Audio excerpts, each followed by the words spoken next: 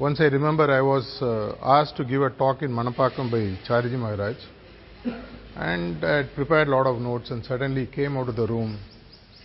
He asked me, "What are you writing?" I said, "I'm just preparing for the talk."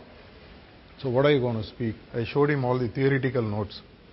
He said, "Junk all of them, because the same book from which you are talking, they already have read. It doesn't make sense." So he told me, "Speak from your experience, because that is unique only to you. Nobody else can copy that." So I scrapped all the notes, rewrote all over again based on a few incidents I had, and then I shared it. Was much better appreciated. That was a big learning curve. This happened way back in 2010.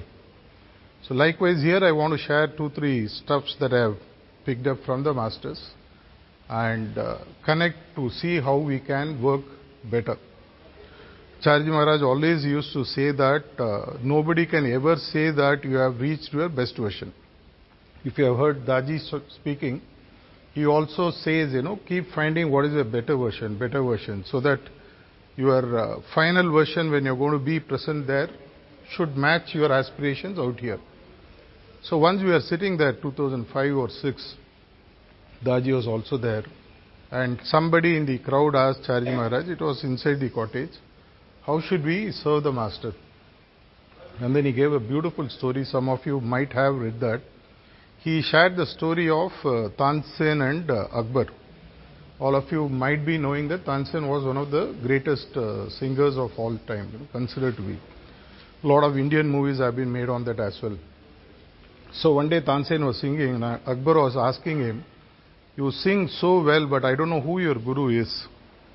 So he says, "I have a guru, his name is Swami Haridas." So he asked him, "I want to hear him singing." He said, "Sorry, Maharaj, he will not sing for you." He said, "How dare you say that? Because I am the king, I am the Chhatrapati, whatever. He dare well sing." He said, "If you do that, he will kill himself or commit suicide." He said, "I still want to hear." So they finally say that I know where he lives because I go and meet him very often. And then he takes him to a forest. And in the forest, Swami Haridas has a ashram. As they go near, so Tansen tells Akbar, "Please get into a disguise because he doesn't like to see anybody like you out there." So they get into a disguise. As they go near, Akbar is mesmerized by the voice that he hears. The voice is so soulful, so beautiful that he has never heard such a voice. He said, "I thought you are the best singer, but your guru seemed to be far, far ahead.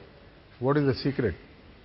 And then Charji Maharaj said, the secret behind that, what Tansen tells Akbar is that, "Akbar, I sing for you, whereas my guru sings for God." And then he beautifully connected the dots and then shared something.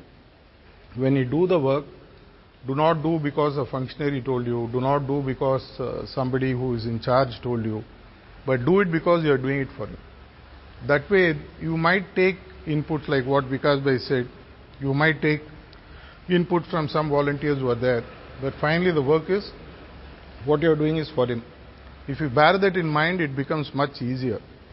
In that context, once Daji was explaining in a functionary seminar, which I shared in one of the functionary talks also, he was saying that if your goal is clear on how you want to serve, so each one of us have so many goals when we come here. You may be serving in canteen, you may be serving, handling the crowd or arranging the chairs or whatever. If your goal of what you want to do is clear, back it up with the intent of delivering the best. He said the most potent and the most important stuff for a volunteer or a functionary is the intent behind the work that you want to do. That intent decides whether you can give the best or you are just doing surface level work. We all just do what is known as top level. Give me some water. Top level, surface level. Oh, yes. And we don't go deeper into the work. And then he said, followed through by concerted proper efforts. Your efforts must be based on proper planning. If you really look at it, clarity on goal, clarity on your own intention on how you want to serve the master, and the efforts that you want to put. have we put in the best efforts? When Charji Maharaj said, if you are given the work of sweeping the ashram, be the best sweeper in the world. If he gives you the job of being a zonal coordinator or a center coordinator or a preceptor, be the best.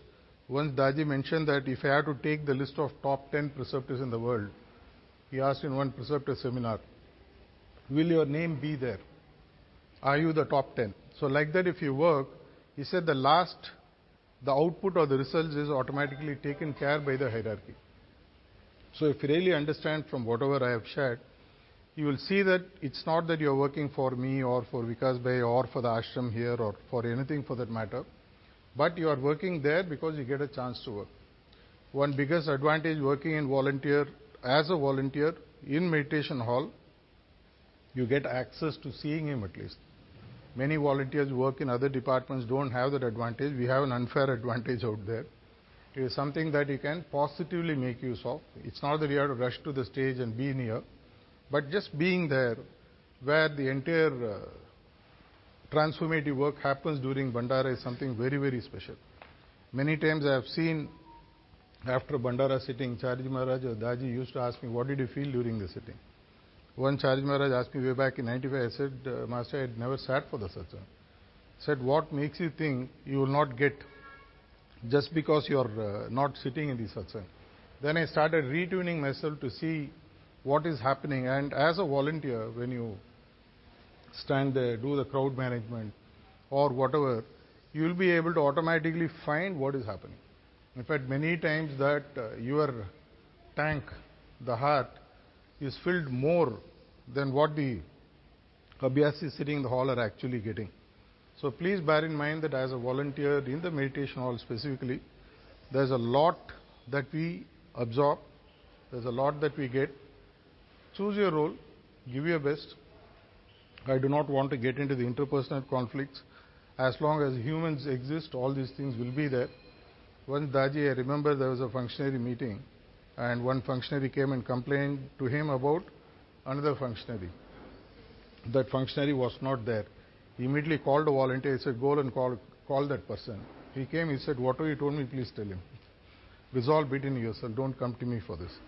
So like that, all of you are adults. I am sure that whatever gaps you have, you can sit and resolve. You work as a team. The vibration that you bring to the hall impacts him, please bear in mind. Because in a physical proximity of being in the hall, the vibration that you carry has an impact on the work that he does.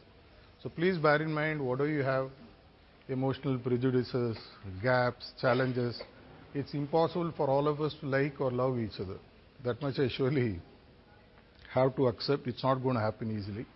But at least start with the basic tolerance and move to the level of acceptance where finally you see the other person as having the same intent of serving the master but in a different way. I have a different way, you have a different way. As long as the alignment is there, we are like spokes in the wheel. Each spoke may apparently be looking at a different angle, but they are finally in the center hinge. They are connected. It will ensure that the wheel runs. The work of the wheel has to keep moving on.